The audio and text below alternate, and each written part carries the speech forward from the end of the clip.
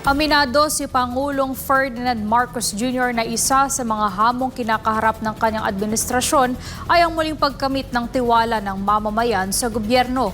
Ginawa niya ang pahayag sa pagdiriwang ng ika-124 na anibersaryo ng Philippine Coast Guard kung saan binigyang diin din niya ang patuloy na suporta ng pamahalaan sa pagpapalakas ng ahensya. Si Creslin Catarong magbabalita. Aminado si Pangulong Ferdinand Marcos Jr. na mahirap ang panahon ngayon dahil marami ang nawalan ng tiwala sa gobyerno. Gayunpaman, naniniwala siya ng tiwalang ito ay maaaring maibalik kung mananatiling bukas at tapat ang mga ahensya sa kanilang tungkulin. I know that these are difficult times that we live in. Our people's trust in government has been shaken. We cannot deny that.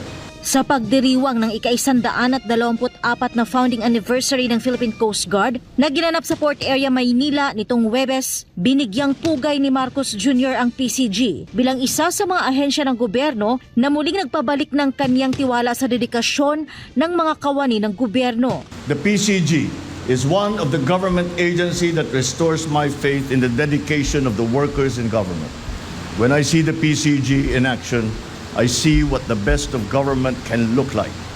That is discipline, with integrity, with excellence, working as one. Hinimok ni Marcos ang lahat ng mga ahensya na ipagpatuloy ang kanilang dedikasyon upang muling makamit ang tiwala ng bayan sa gitna ng mga hamon na kinakaharap ng bansa. Kasabay nito, inanunsyo ni Pangulong Marcos Jr. na patuloy na mamumuhunan ang pamahalaan sa mga bagong barko, eroplano, kagamitan at logistics para sa PCG bilang bahagi ng pangako nitong palakasin ang kakayahan ng ahensya. Tiniyak niya na buo ang suporta ng pamahalaan sa PCG na muling pinatunayan ang dedikasyon at tapang sa pangangalaga sa mga Pilipino, lalo na sa panahon ng mga kalamidad.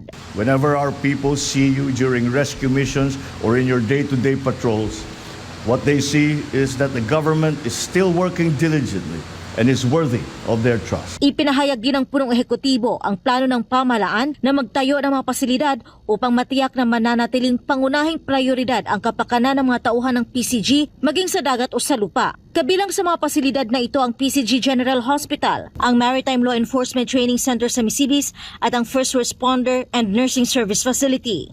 Para sa Diyos at sa Pilipinas kong mahal, ito si Creslin Catarong, SMNI News.